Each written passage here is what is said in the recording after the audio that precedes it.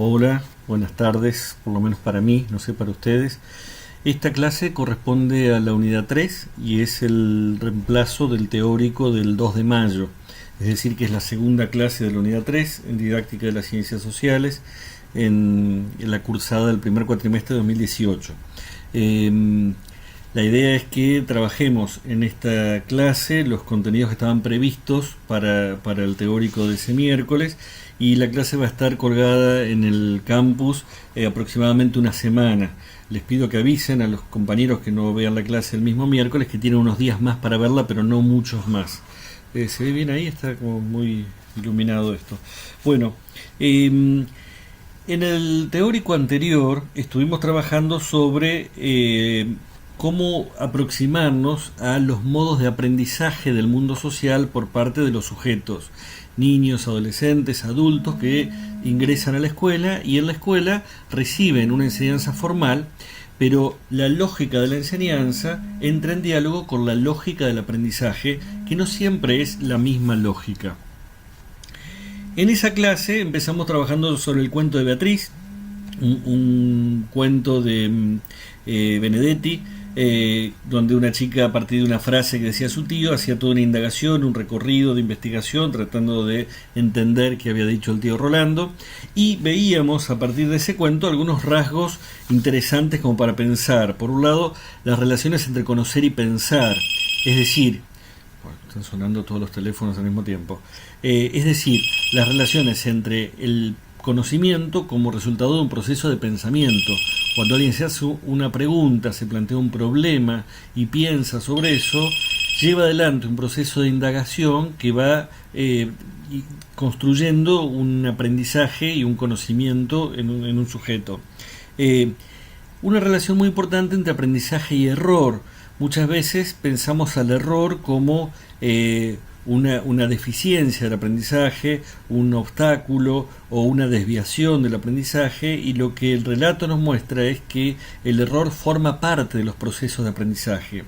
Todo aprendizaje contiene errores y el error es constitutivo de ese proceso, porque precisamente entre error y error vamos construyendo algún conocimiento un poco más consolidado, un poco más validado a partir de ir atravesando del error a un mayor control sobre los enunciados.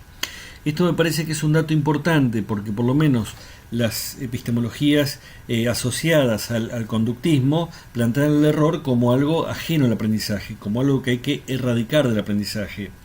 Y nosotros entendemos desde una visión post-constructivista, si el post sirve para algo, que el error forma parte del aprendizaje, porque además el conocimiento al cual arribamos va a ser también un conocimiento medianamente erróneo, porque todo conocimiento, por su carácter histórico, es conocimiento provisorio, no es un conocimiento definitivo, absoluto y que no pueda ser revisado a posteriori.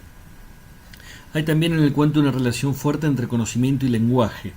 Decíamos en el teórico, el lenguaje es una herramienta del conocimiento y al mismo tiempo es una trampa, en el sentido de que buena parte de los problemas que tenemos en el proceso de aprendizaje tienen que ver con problemas que nos genera el lenguaje para comunicarnos, el lenguaje para entender el alcance que tienen los términos en relación con aquel segmento del mundo que queremos explicar.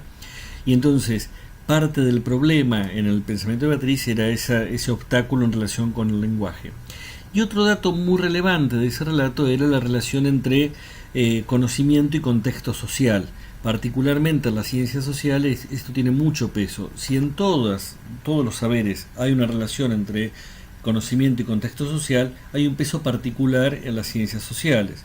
Digo en todos los saberes porque, por ejemplo, hay investigaciones en matemáticas acerca del aprendizaje de matemáticas que tiene un chico de la calle que tiene que manejar monedas, hacer cálculos, etc. Hay una investigación muy interesante en México de Emilia Ferreiro sobre esto y sobre cálculos complejos hechos por chicos en un contexto inflacionario. Ahora, en ciencias sociales, además, hay una cuestión que es que los rasgos de clase, de etnia, de género, influyen en lo que es conocible y lo que es lo que desata procesos de pensamiento, de conocimiento en cada sujeto. Algo de eso vamos a abordar hoy. Entonces, a partir de ese cuento, nos metimos en algunas de las tradiciones de reflexión epistemológica y psicológica. Hablamos de Durkheim, de Piaget, de Vygotsky y de Moscovici, y nos metimos en el análisis de la noción de representaciones sociales y cómo pesan las representaciones sociales, por un lado como una herramienta que tiene el sujeto para poder moverse en el mundo en el cual se mueve, porque efectivamente esas representaciones sociales le ofrecen una posibilidad de adueñarse del mundo y de poder moverse dentro de él, ¿no? Poder evaluar qué es conveniente o no conveniente, qué es peligroso o no es peligroso, qué es adecuado en cada momento. Las representaciones que tenemos sobre el mundo social nos llevan a actuar de cierto modo o a tomar decisiones en la vida cotidiana. Y al mismo tiempo permiten construir un código de comunicación con otros integrantes del mismo grupo o sector. Dimos ejemplos sobre esto en la clase.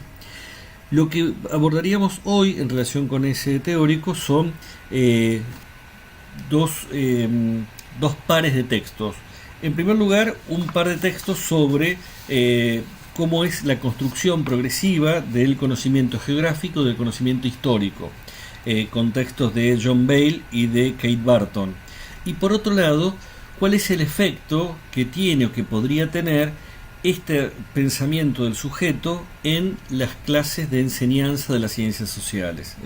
Ya esos dos textos, que son el de Alisa Lenzi y el de Beatriz Eisenberg, nos tienden un puente hacia la unidad 4, donde nos vamos a parar en la enseñanza, ¿no? Ahí también me parece importante para la gente que no viene de educación poder entender que muchas veces se habla del proceso de enseñanza-aprendizaje, y generalmente la didáctica actual tiende a cuestionarse esa expresión, porque hablamos de que hay procesos de enseñanza y procesos de aprendizaje. El desafío didáctico es poder articular de algún modo ambos procesos, pero hay procesos de aprendizaje sin que haya enseñanza.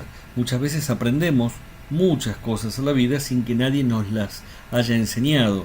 Y al mismo tiempo puede haber procesos de enseñanza que no susciten, que no generen ningún proceso de aprendizaje. Entonces, no necesariamente esos procesos se articulan o se vertebran en algún momento.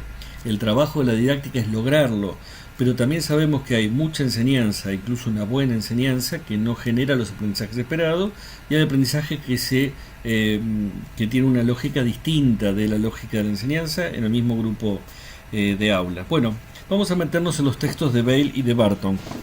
Bale lo que hace es una compilación de las investigaciones psicológicas sobre el conocimiento geográfico que tienen los niños. Toma algo de los adolescentes, pero sobre todo llega a la niñez y preadolescencia. Es un texto ya un poco viejito, es del año 89 en castellano, es de la década del 80 en inglés.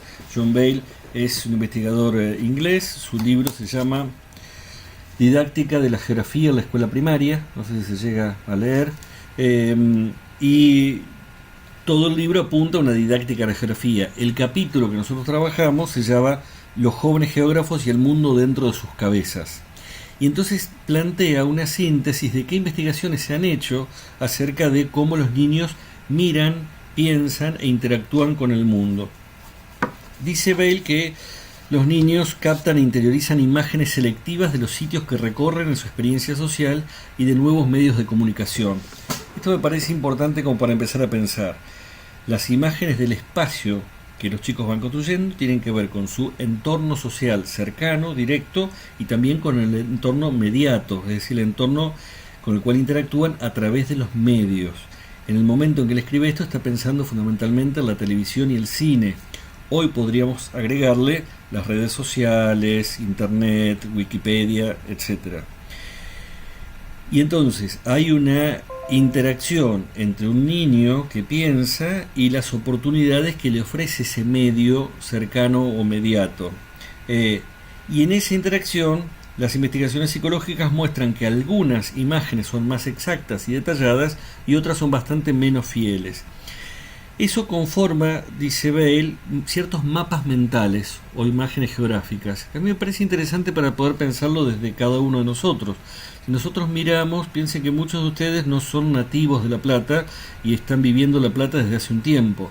Yo no vivo La Plata, trabajo desde hace muchos años en La Plata, y sin embargo el conocimiento que tengo de La Plata es un conocimiento asociado a mi propia experiencia de la ciudad, muy marginal, es decir, conozco las facultades, las avenidas principales, conozco algunas maneras de moverme dentro de La Plata, es decir que mi mapa mental jerarquiza, prioriza algunos aspectos de ese medio geográfico y desecha otros. Hay un montón de otros por los cuales quizás he pasado cientos de veces, pero que no forman parte de mi mapa mental.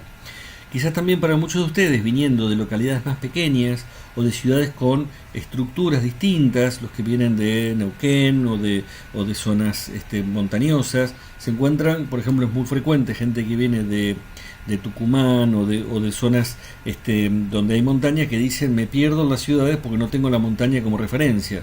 En muchos lugares yo miro la montaña, entonces desde ahí ubico dónde está el este, dónde está el oeste, o el río, y el río me sirve como referencia. En Montevideo eso generalmente es bastante claro, en azul eso es bastante claro, en cambio en Buenos Aires, por ejemplo, que es una ciudad que está hecha a espaldas del río, me ha pasado a veces preguntar a la gente hacia dónde está el río y no tienen la menor idea. En ningún lugar de la ciudad no saben para qué lugar está el Río de la Plata. Entonces, lo que él indaga es cómo es que se construye ese mapa mental, esa imagen que un sujeto tiene del mundo en el cual vive, ¿no? Dice que las primeras imágenes son egocéntricas, es decir, en relación con uno. Una experiencia habitual es que cuando uno lleva al aula un plano de la ciudad, lo primero que hacen todos los chicos es buscar dónde está su casa. Dice, esta es mi casa. Rápidamente, me ha pasado trabajar mucho en la ciudad de Buenos Aires, entonces lo primero que hacen todos los chicos es buscar su casa. En general, lo segundo que hacen, sobre todo los varones, pero no solo ellos, es buscar las canchas de fútbol, que en Buenos Aires además es un buen elemento porque sirve para identificar barrios, ¿no? Rápidamente, a través de las canchas de fútbol, los chicos identifican zonas o barrios de la ciudad. Esto lo digo a ojo de buen cubero y por experiencia docente. No sé cuánto se ha modificado esto a partir de que no hay hinchadas visitantes, porque antes la hinchada visitante hacía que los chicos fueran acompañando a los adultos a diferentes canchas. Cada vez eso ocurre menos, por lo menos en el fútbol de primera. Entonces eso hace que no interactúen con los diferentes espacios o zonas de la ciudad. También les planteo esta idea. Mucha de la gente del interior que viene a Buenos Aires o que me habla de Buenos Aires, ubica de Buenos Aires lo que yo le llamo el living de la ciudad, el costado, que es La Boca, Plaza de Mayo, Retiro, el Obelisco, Palermo, la Avenida Santa Fe, Cabildo. Si ustedes miran eso en un plano, eso es el borde de la ciudad. Y muy poquita gente de la que llega del interior o del exterior ubica Villaluro, Parque Chacabuco, Parque Avellaneda, Flores. Esas zonas les parecen que es otra cosa, que no es la ciudad de Buenos Aires. Entonces, disculpen, no voy a atender ahora. Entonces, cuando hablamos de mapa mental nos referimos a esa imagen que construimos del espacio con el cual interactuamos. Bueno, corto acá, me fijo qué está sucediendo y vuelvo a grabar.